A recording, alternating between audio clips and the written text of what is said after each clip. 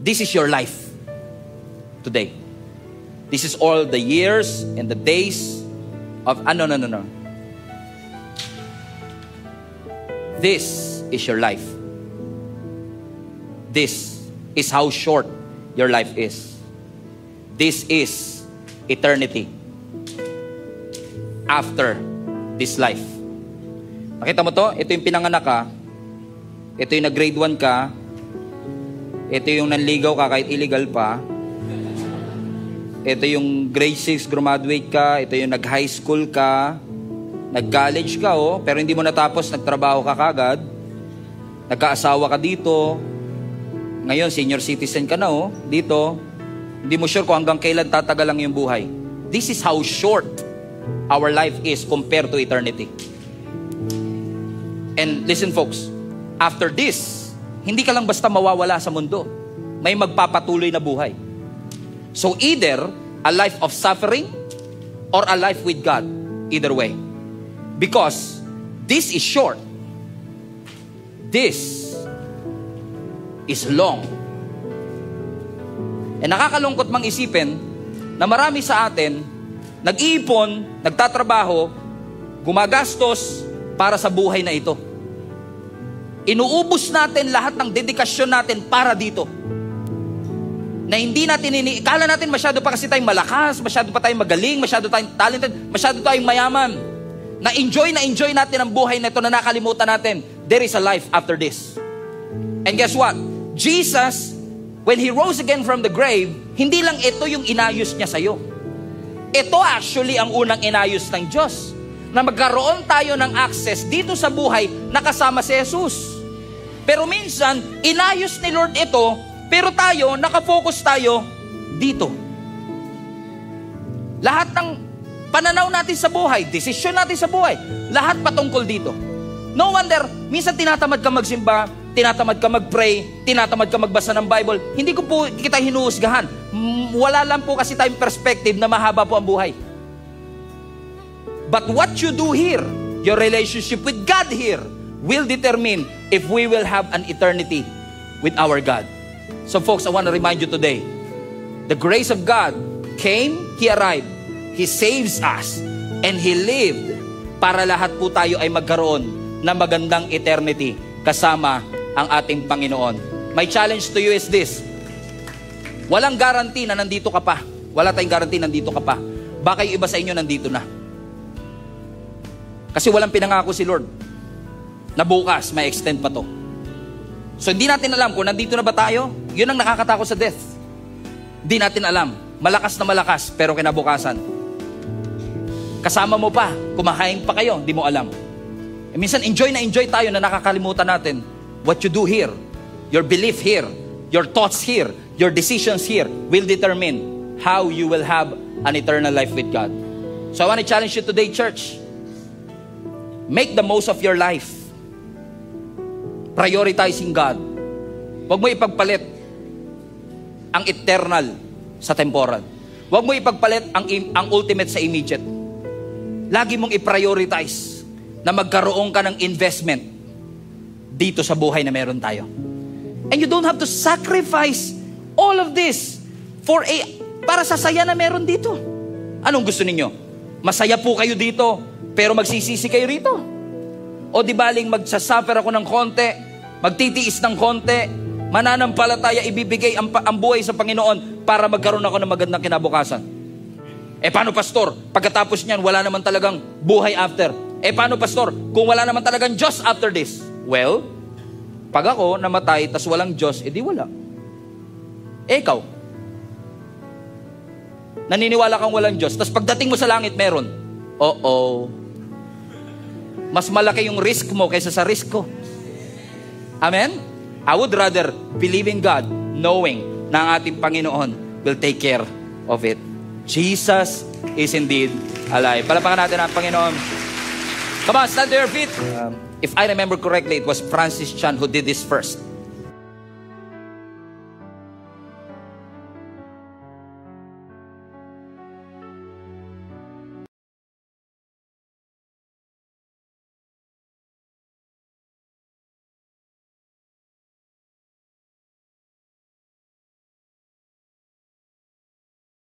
Tignan nyo pag may mga meeting de avance yung mga politiko. Hindi ko nilalahat, hindi ko nilalahat. Pero marami akong napapansin na kapag may meeting de avance yung mga politiko, talagang mga tao, talagang, sabi, pag ako ang inupo nyo, sinisiguro ko sa inyo, lahat ng tambay magkakatrabaho. Sinisiguro ko sa inyo, kapag ako ang inupo ninyo sa posisyon ng pagiging kagawad, ang mga kanal natin magiging malinis. Ang mga kalye natin mawawala ng kalat. Mga tao naman, wow! Grabe, paniwalang paniwala. Pansinin nyo hindi pa nakakaupo yan. Pero paniwalang paniwala ka na sa pangako nila. Samantalang si Jesus matagal na nakaupo sa trono. Yung mga pangako niya, never natin pinaniwalaan. Mga pangako niya, never natin. Kapag ka nakaranas lang ng problema, nakalimot ka na yata, Lord. Matagal na si Lord nakaupo sa trono. Kahit may sakit ka, nasa trono siya. At hanggat nasa trono ang ating Panginoon, may access ka sa kagalingan, may access ka sa joy, may access ka sa peace. Kaya kung ako sa iyo, kapatid, mag-invest ka ng mga bagay na papunta there, not just here. Now, ang tanong ko sa inyo, pag may tinanggal po ba ang Panginoon sa inyo here, to prepare you for there, kaya mo pa rin bang magtiwala sa Kanya? Yun yung mahirap na part Lord, ba't mo tinanggal? 7 years na po kami. Mahal na mahal ko po siya. Hindi ko po kayang mabuhay nang wala siya. Sus! May mga bagay na tinatanggal ang Panginoon here to prepare you for there. If you will trust the Lord with all your heart and lean not on your own understanding, you can be sure, mga kapatid, na hindi niya yan tinanggal para nakawin at tanggalin sa iyo ang kaligayahan. Tinanggal ng Panginoon yan para ikaw ay protektahan. God's rejection is not just redirection. God's rejection is also God's protection. Iniingatan tayo ng Panginoon para sa next stage ng ating buhay. Sa buhay kasi walang cheat code. Hindi porket may mga challenges, pwede ka magkaroon ng cheat. Up, up, down, down, A, B, A, B. Bigla mo malalagpasan. Walang cheat code sa buhay. Pagdadaanan mo ang lahat ng mga levels, ang lahat ng mga challenges in your life. Pero hindi porket may kaaway, wala na yung pangako ng Panginoon. In fact, kapag mas matindi ang kalaban, mas matindi rin yung pangako. Yung size ng challenge is an obvious sign of the size of God's promise in your life. The darker the night, the brighter the day. The greater the challenge, the greater the victory. The greater the difficulty, the greater the promise. In fact, pasalamatan nga natin yung mga kaaway natin, yung mga challenges sa buhay, kasi yun pa nga nagpo-push forward sa iyo Para kanino ka bumabangon? Sa mga kaaway ko. Di ba yung mga struggle sa buhay, yun pa nga ang nagmo-motivate sa atin to move forward. Yung mga challenges sa buhay natin, yung mga haters, doubters, discouragers ng ating buhay, kung hindi dahil sa kanila, hindi ka magdadasal ng taimtim.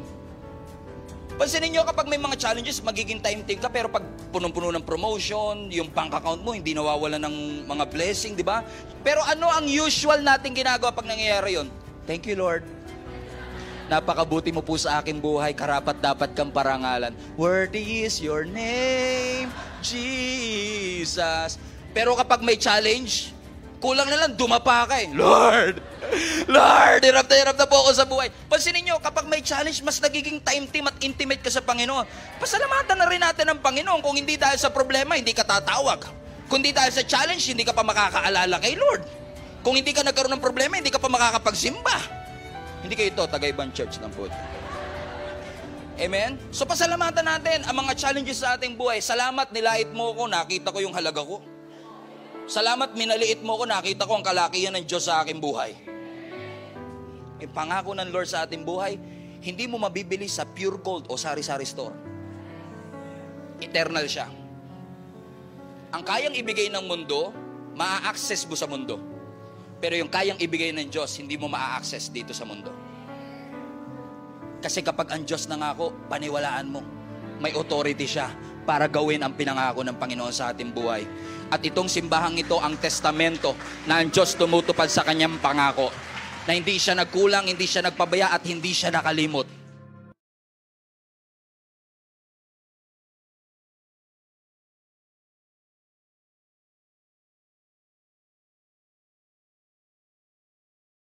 Sabi ng Lord, bitawan mo na yan. Ayaw natin. It is killing your destiny. Ayaw natin. Huwag kang masyadong kapit na kapit, lalo pag pinapabitawan ng ating Panginoon.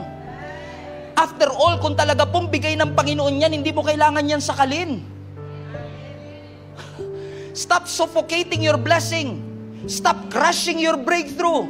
If God wants you to let it go, let it go. And trust Him. Put your confidence in Him that He's going to provide something. And if God says, idagdag mo to sa iyong buhay, you add it. Kasi ang instruction ng Lord, hindi lang puro bawas. Ang instruction ng Lord, magdagdag din. Magdagdag ng humility. Magdagdag ng integrity. Magbawas ng sama ng loob. Magbawas ng kaaway. Dagdag bawas. Hindi lang ito puro let it go, let it go. But will you welcome what God is telling you, mga kapatid? Alam, minsan talaga ang hirap marinig kasi parang, Lord, ba't kailangan mong tanggalin? Ba't kailangan mawala ang trabaho ko? At halos masira ang ulo mo nung nawalan ka ng trabaho. Pero hindi mo alam yung pagtanggal ng Lord na yun sa trabaho, prepare ka ng Panginoon. Hindi kasi porket may tinatanggal, punishment. Minsan yung pagtanggal, preparation ng Panginoon for the next level of your life. Na sabi ng John chapter 15, every branch that bears fruit, He prunes. Lahat ng nagbubunga, pinuputol ng ating Panginoon. Bakit daw? So that it will bear more fruit. So ibig sabihin yung pagtatanggal ng Panginoon, preparation for more. Yung ibinawas ng Panginoon, preparation for more. So did you hear God's voice? Yes, Pastor. Are you willing to obey? Lord, Lord, Lord, kabado mi. Paano kami makakasurvive, Lord? Hindi namin to kaya. Kasi minsan we are holding on to things too tightly. Ang ganda ng takbo ng trabaho, ang business nag-e-expand, ang career nagpo-progress. Parang nagtataka ka kung kailan naman ako nag-commit kay Lord, tsaka ako nawalan ng trabaho. Kung kailan ako nag-growth track, tsaka naman ako nawalan ng jowa. At kung kailan naman nagbigay ako ng finances ko sa church, saka naman nalugi ang aking negosyo. Why is this happening to me? Pinaparusahan ba ako ng Panginoon? No. It's not a punishment. It's preparation. God is a good God. Tingin mo ba, noong mga panahong sayang-saya ka noon, nakita ng Lord, ang saya na ito Bigyan ng problema yan. Ganun ba ang Panginoon? Ang saya mo sa negosyo mo, tanggalan na ng negosyo yan. Hindi ganyan ang Diyos. Pero may perspective ang Diyos na hindi mo nakikita. May nakikita ang Panginoon na hindi natin nakikita. So kung tanggalin man ang ating Panginoon, hindi niya yung tinatanggal to punish you. Tinatanggal ng Panginoon. Elimination is God's preparation for the next level of your life. You just have to believe that God can and God will. God is speaking to you, but the question is, are you listening? Kapag gustong-gusto mo kasi parang ang hirap sundin ng pinapagawa ng ating Panginoon. At sabi ng Panginoon sa iyo, sure ka ba talaga dyan? Mahal na mahal ko po Oo, mahal na mahal ka nga. Pero sure ka ba talaga dyan? Yes, Lord, sure na sure talaga ako. Pero hindi kasi porket mahal na mahal mo, gustong-gusto ng Panginoon. And if God eliminates something sa ating buhay, can you trust the Lord that He's gonna provide? He's gonna deliver you and He's gonna see you through?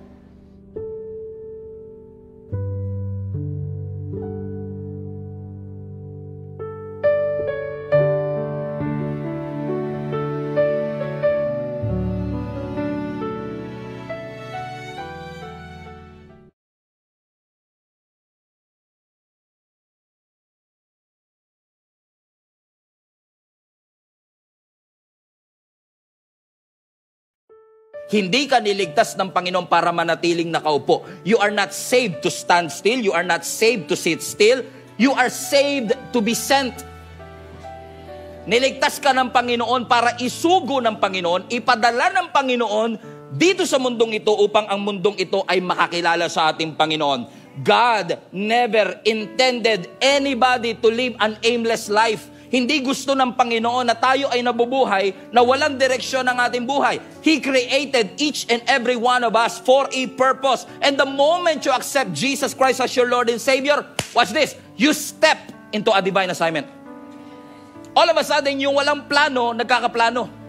All of a sudden, yung walang plano, may assignment bigla mula sa ating Panginoon. Why? Because the moment you accepted Jesus Christ as your Lord and Savior, meron ka kagad assignment. Hindi jacket, assignment. So every Christian is not just saved, you are sent. That's why, when Jesus ascended to heaven, remember that? When Jesus rose again from the dead, at siya'y umakyat po muli sa langit, He was witnessed, watched by 500 people. And 500 people nakatingala ho sa ating Panginoong Yesus habang pinagmamasdan siyang bumabalik sa langit. Pero hindi sinabi ng ating Panginoon sa kanila, guys, all 500 of you, stay where you are and be blessed. Kasi ang purpose kung ba tayo nag-i-assist, hindi lang para ma-blessed. Hindi masamang ma-bless, pero hindi mo purpose ang ma-bless.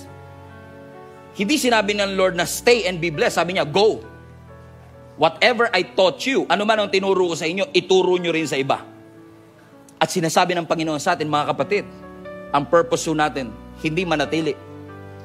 We are not even commanded by the Lord to gather. We are commanded to go.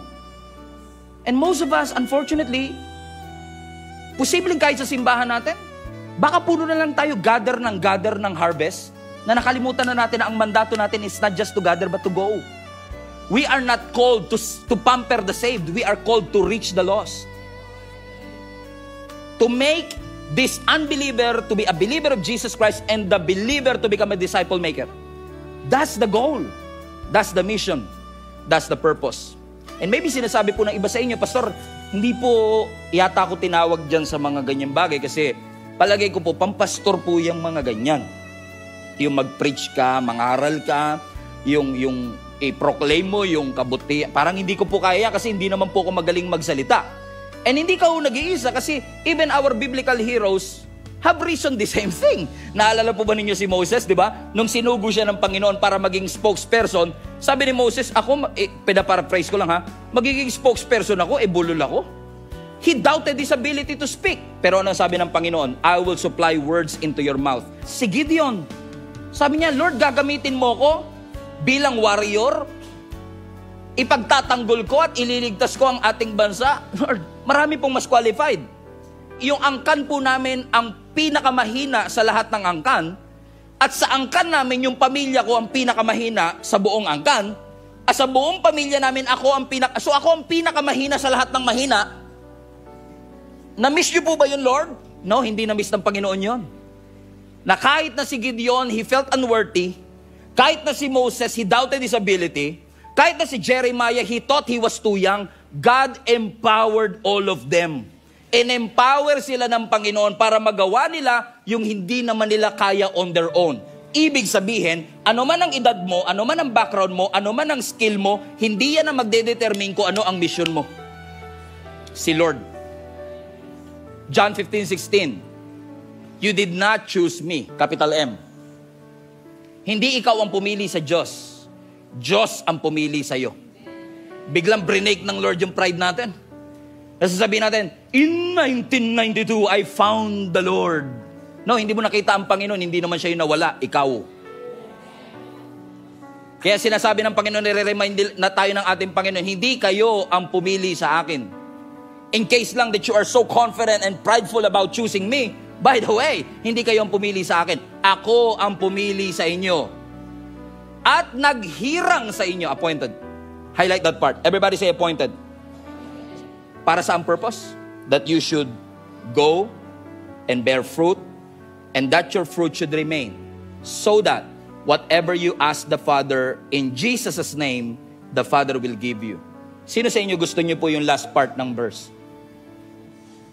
Ako gusto ko yan. Ano man ang aking hingin, ipagkakaloob ng Ama. But again, conditional siya. Para makuha mo yun, you should go, bear fruit, and that your fruit should remain. Pero bago ka rin humayo, kailangan alam mo identity mo. Na ikaw ay hinirang ng ating Panginoon. He appointed you. Pag sinabi mo kasing appointed, everybody say appointed, put that in the chat. Pag sinabi mong appointed, para kang binukod. Sinet apart. Parang yung damit nyo ngayon, maraming katabi ang damit na yan nung binili ninyo. Magkapareho pa nga eh. Pero ba't yan yung pinili ninyo?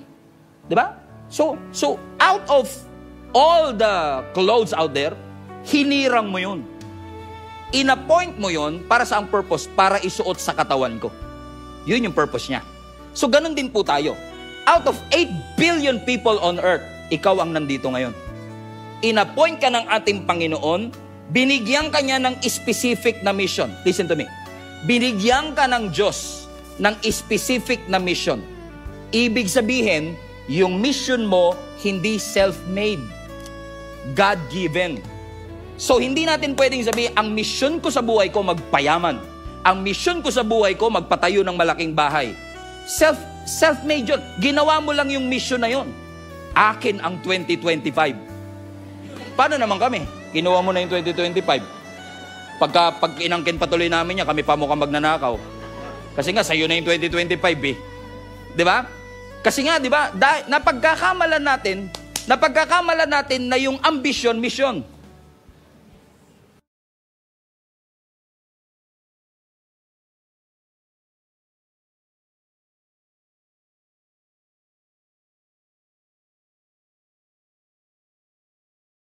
Ang pagsusugal po ay nakaka-addict at ang pagsusugal ay nakakawasak, hindi lang ng personal na puso, kundi ng buhay. It's more than just a game, it's a heart issue. Bakit? Ipinopromote po ng pagsusugal yung greediness. And every time we gamble, pakiramdaman natin laro lang siya, every time magsusugal tayo, yan po'y senyales ng kawalan natin ng tiwala na ang Diyos magpo-provide ng ating pangangailangan. Yung bagay, yung resources, yung pera na ipinagkatiwala ng Diyos sana sa iyo, you are trying to put your hope and confidence sa game of chance kesa sa Diyos.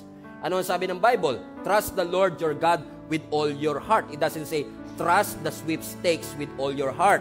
Marami po kong kilala personal na mga maayos ang buhay, maganda ang mga trabaho, maraming na-invest na mga property na ngayon po ay baon sa utang. Pag tinignan mo mga taong ito, hindi naman sila tamad, masisipag sila magtrabaho. Yun nga lang, because they are so addicted to it, nakita ni Satan yung opening, greed. Anong ginamit ni Satan? Yung billboard sa EDSA. Tumaya ka rito, 100 pesos lang. O nga, 100 pesos lang. Wala namang mawawala sa akin eh. But I believe na yung pagmamadali natin is a sign of the lack of wisdom. Ang mga nagmamadali, walang wisdom. Amen? Tanong nyo. Dahil nagmamadaling yumaman, anong ginawa? Nagnakaw. May wisdom ba sa pagnanakaw? Wala. Ang papakita lang sa iyo, magkano makukuha mo. Hindi niya papakita yung consequence. Pwedeng masira ang buhay mo at ang buhay ng iyong pamilya. Amen? Sa pagmamadaling yumaman, anong gagawin ng iba? Taya tayo sa loto. Kaya sabi ko nga sa inyo, pag nakita ko kayong tumataya sa loto, guys.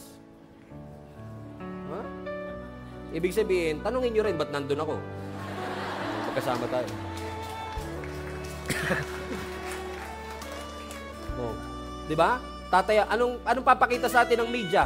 Oh, may nanalo 125 million. Inspire ka, nanalo 125 million. Pero hindi papakita ng media yung milyong-milyong taong tumaya pero talo. Eh sabihin natin, 10 piso lang naman yung ticket sa loto eh. Magkano na ba ngayon? O ba't alam nyo? Huli! Got you, man! I got you! I got you! Okay, hindi ko alam kung magkano yun eh. Oh, anyway, 10 piso lang naman, wala namang mawawala sa akin. And every time people say that, I always tell them, akala mo lang walang mawawala, but actually, ang nawala is yung trust mo that God will provide. Nawala yung lordship ng Panginoon na si Lord ang magbibigay sa iyo. If you think about it, lahat ng klase ng sugal, umaasenso ang sugal, nagbe-benefit ang sugal sa pagkatalo ng iba. Wala namang mananalo kung walang natatalo sa sugal eh. So, ibig sabihin, kaya siya nagpa-prosper kasi may kailangang matalo. I mean, nag-guess yung sinasabi ko mga kapatid, unfortunately, it has become a stronghold na nagli-lead sa pagkabaon sa utang at pagkawasak ng maraming pamilya. What is the Bible saying about this one? Buksan po natin ang 1 Timothy chapter 6, verse 9 to 10.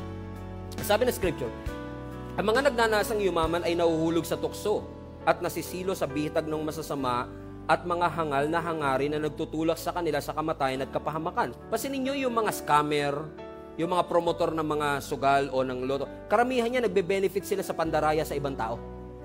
At makikita nyo dito, dahil sinasamantala nila yung mga tao na may kagustuhang yumaman, opening, nagkakaroon ng deception. Bakit daw po? Verse 10, sapagkat ang pag-ibig sa salapi ang ugat ng lahat ng kasamaan. So mag-ingat kayo sa nakikita nyo sa Facebook, naririnig nyo sa ibang tao, kasi doon sa mga Facebook minsan, tinatanggal nila yung pag-ibig. Ang sinasabi lang nila, ang salapi ang ugat ng lahat ng kasamaan. Hindi po ganun ang sinasabi ng Bible. Ang pag-ibig sa salapi, hindi salapi itself. ang ugat ng lahat ng kasamaan. So, ibig sabihin, kung hindi pera, kundi pagmamahal sa pera ang ugat ng kasamaan, pwedeng mahirap ka, pero mahal mo yung pera. Kasi minsan may connotation tayo, yung mga mayayaman, mga greedy yan. Pero based on that text, hindi porket mahirap, hindi greedy. In fact, marami kong kilala, greedy na, hindi pa lang obvious kasi wala pang pera. Ang sabi ng scripture, dahil sa paghahangad na yumaman, dahil sa pag-ibig sa salapi, amen, tayo ay nalalayo sa ating pananampalataya. In our pursuit to get rich, in our pursuit to have a well of life, ano po ang sabi ng Bible? Tayo po ay nabubulid sa kasamaan. So, Satan is after your calling and your testimony. And if it means na yung greediness ang maging opening nito, amen, or pornography ang maging opening nito, Satan will do everything to bring you down. But God is good. Mahirap na tayo ay inaatake ng kaaway. It's challenging for us sometimes to really fight that battle. But we thank the Lord. Matindi man ang atake, may matinding kapangyarihan din naman na ipinagkatiwala ang Panginoon sa atin. Ano po ang sabi ng Ephesians chapter 6 verse 10? Finally, be strong in the Lord and in His mighty power. Hallelujah! Ibig sabihin, ang lakas na meron tayo para mapagtagumpayan ang lahat ng mga atake ng kaaway, hindi po siya nakabase sa taas ng iyong pinag-aralan, hindi po siya nakabase sa iyong emosyon, hindi po siya nakabase sa iyong koneksyon. Ang katagumpayan natin sa paglaban natin sa mga atake ng kaaway ay nakadepende sa lakas na meron tayo dahil sa ating Panginoon. You are not called to fight your own battle because the Bible says that the battle is the Lord. We are not pursuing victory. We are not fighting for victory. We are fighting from the position of victory because Jesus already won the battle for each and every one of us. So I don't know who is this for. Pinapaalala lang ng Panginoon sa bawat isa sa atin that you should stop fighting the battles that you are not anointed to fight. Not every battle is worth fighting for. Hindi porket inimbitahan ka, oo ka na kagad. Hindi porket pinost ka nila, magre-reply ka na kagad. Hindi porket na misunderstood ka, kailangan mo mag-explain. Choose your battles wisely. Come on, somebody. Hindi porket dinisrespect ka nila, magre-react ka na kagad. Iniwan ka nila, maghahabol ka naman. Come on, Prinoboke ka nila na wala naman ang iyong kapayapaan. Listen to me. Hindi takot si Satan sa mga Kristiyanong malakas ang boses. Takot si Satan sa mga Kristiyanong malakas manalangin kay Lord. Amen? Manalangin na alam niyang hindi niya kaya on his own. Kaya ipagkakatiwala niya na lang. He will let go and let God do the work. Because this is not my battle. The battle is the Lord's. Amen? Palapakan natin ang Panginoon.